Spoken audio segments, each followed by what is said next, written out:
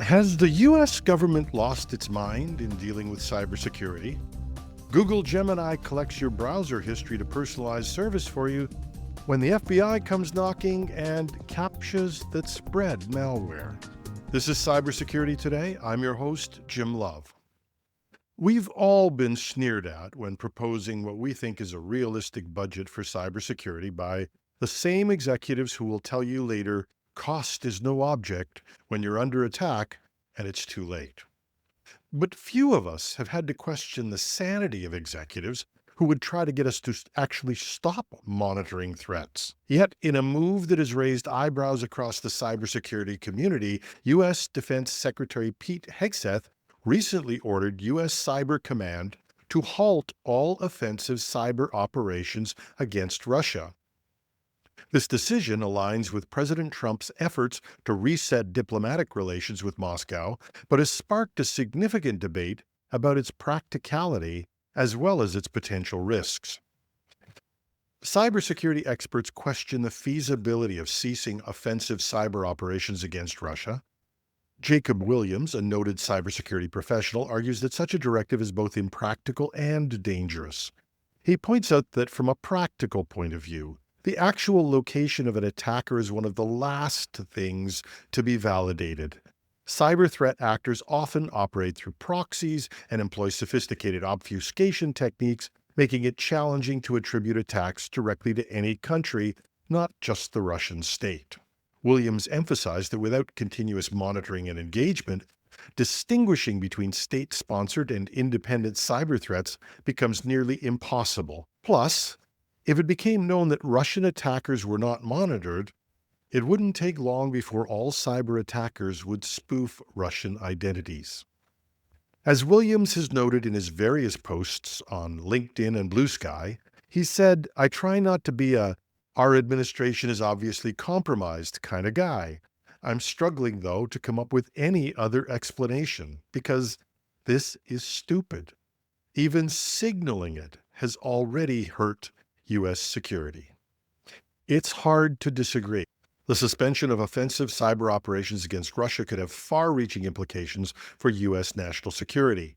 Experts warn that this pause might embolden Russian cyber actors, leading to an increase in cyber attacks on U.S. infrastructure.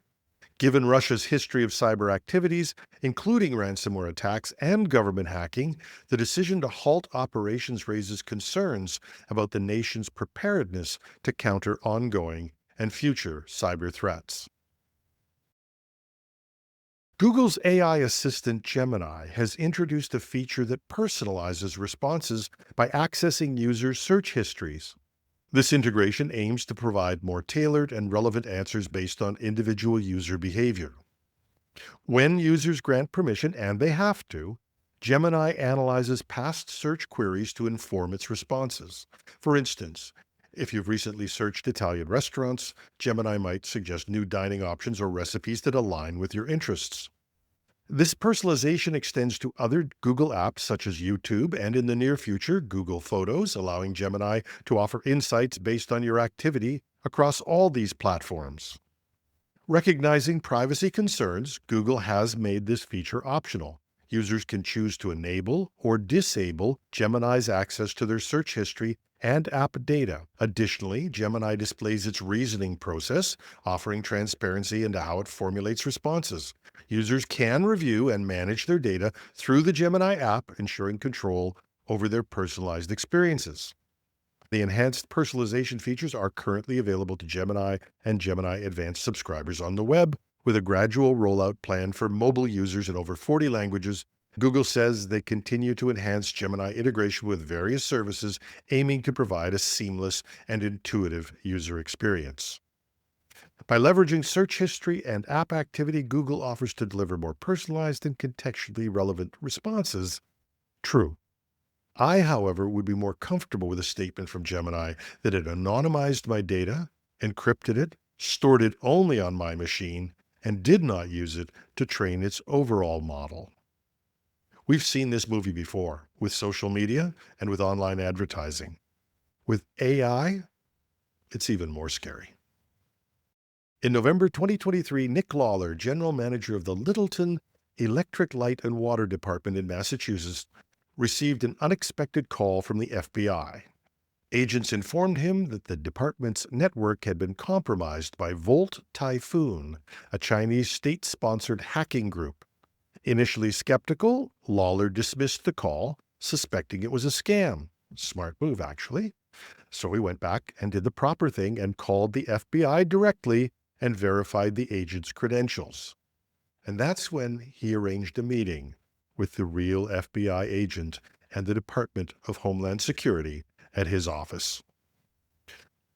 During the meeting, federal officials revealed that the department was among approximately 200 utilities targeted by Volt Typhoon. The attackers had infiltrated the utilities network, potentially positioning themselves to disrupt critical infrastructure.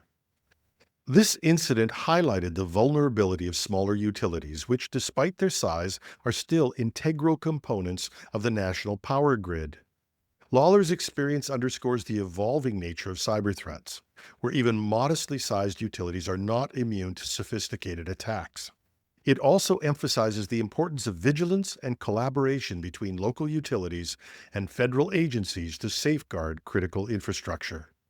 Now, congratulations to the publication The Register that featured this story and put a human face on a growing problem. Our infrastructure in the U.S. and Canada is exceptionally vulnerable, and if the bad guys haven't done something yet, it's not because they can't. It's because they're still rehearsing.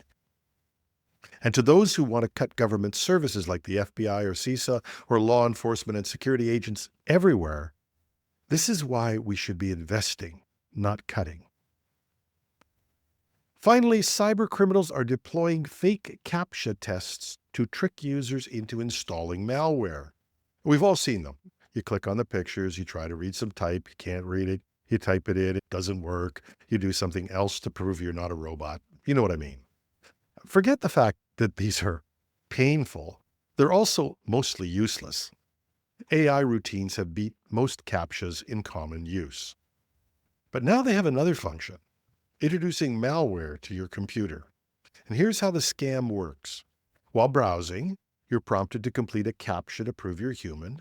Unlike legitimate Captchas, these fakes include a few extra instructions. You don't type the letters they say or pick the picture. You've heard that these Captchas don't work, so you're willing to try something new. You'll see that this one is clever. You have to hit some keys on your keyboard. You hit Win plus R, Control plus V, and then just finally Enter. And it pastes in the phrase, "I am not a robot." And maybe by now a light went on that said, "Isn't this the Windows control panel that I just put that text into?" But there's more. There's just enough of that phrase, "I am not a robot," to block your view so you can't see the extra part that contains the malicious script that adds the malware to your system. But now you've installed malware like information stealers or remote access Trojans. Some examples include Luma Stealer. This malware distributed via fake Captcha pages can extract passwords, cookies, and cryptocurrency wallet details. Or Safe Copy Trojan, which is disguised as a useful app, and the malware subscribes users to unwanted paid services, charging fees directly to their mobile bills. Sometimes the simple scams are the best. You might not be fooled by this, but lots of people are. We need to up our game on training for this one. And that's our show for today. This weekend, we have some great new research on the psychology of phishing with one of my co-hosts, David Shipley. I hope you'll join us. And thank you for your efforts. We're about 60% of our monthly goal on fundraising in a single week. And you can still contribute at buymeacoffee.com/techpodcast. That's buymeacoffee.com/techpodcast. And thanks to you that are doing a monthly contribution, it'll make this less annoying as we go on. To those of you who have contributed, thank you. We're on our way to having a sustainable future for the podcasts. And if you can join us on Saturday, bring your coffee or whatever you want and whenever you want to listen. If not, I'll be back in this chair Monday morning with the cybersecurity news. I'm your host, Jim Love. Thanks for listening.